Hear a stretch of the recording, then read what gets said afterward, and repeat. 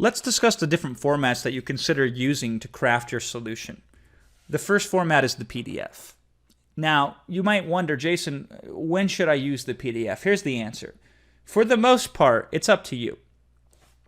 All else being equal, choose the format that you like to use the most. So for me, I personally like the PDF more than any other format. It's easy for me to write in the moment and get it out there as quickly as possible in a way that customers can easily follow and understand. So if everything else is equal, the consideration is selfish. What do you prefer that's going to get it done the quickest, fastest, and easiest, and the most enjoyable?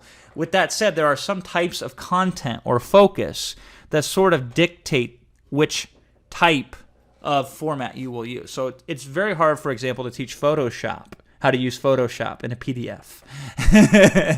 And so as long as it does not dictate it, use the PDF as your way of writing. And the coolest thing about that is I much prefer stream of consciousness writing. And so here's what I mean by that. We don't edit while we write. We dump everything out as much as possible, and we keep moving. If we don't have an example or a thing that we can reference that we need, we just put a note. Come back here later and get thing to reference and keep going. So when we're writing, we're writing. We're not thinking. We're not referencing. We're not researching. When we're writing, we write. So set it up in a situation where you have as much as possible in and around you, so when you sit down, you're going to knock it out and write. Audio.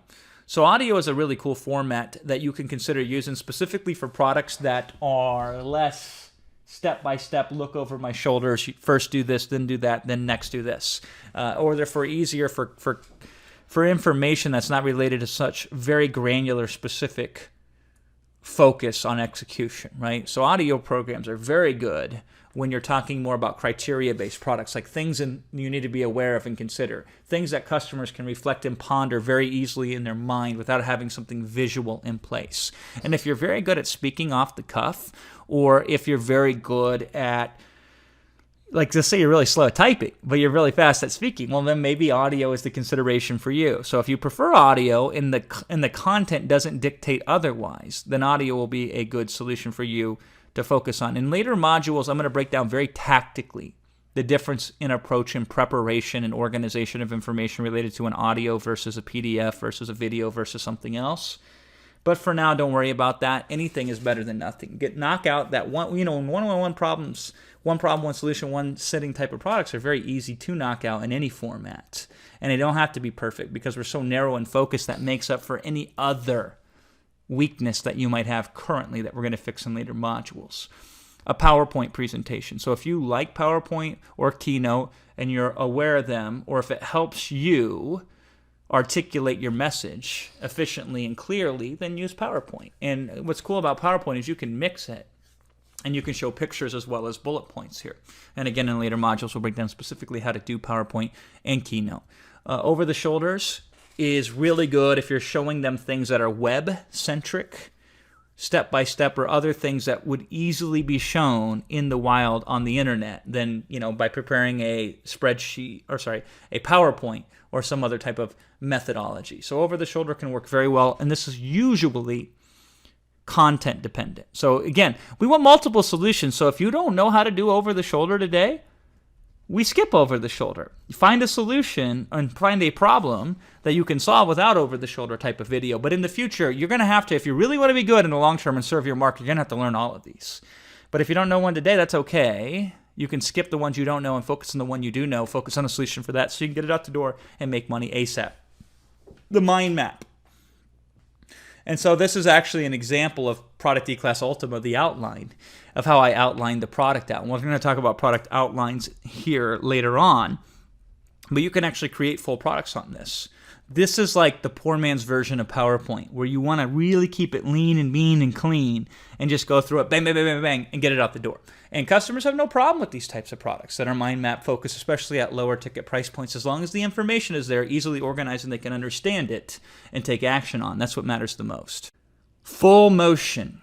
So unless you are a pro on camera, and unless you know the technical considerations for camera, or unless you just happen to be in a situation where wherever you're speaking it's being recorded and can be captured as part of a product, then you should probably skip full motion for now, because it is a lot more challenging than these other types of media. Now, there are certain things that are going to lend itself to full motion. So if I had an exercise routine that I wanted to teach people, full motion would be the best way to go. In the meantime, I might do some sort of PowerPoint that has illustrations walking them through step by step. Or I might just skip that solution for now and move on to a different, easier solution to provide to a problem than full motion. Very often in the future, you're going to do the combo maneuver, where you're going to do multiple different formats combined together. So Product E-Class Ultima is an example of that. We got all kinds of modalities and formats and things being mixed around.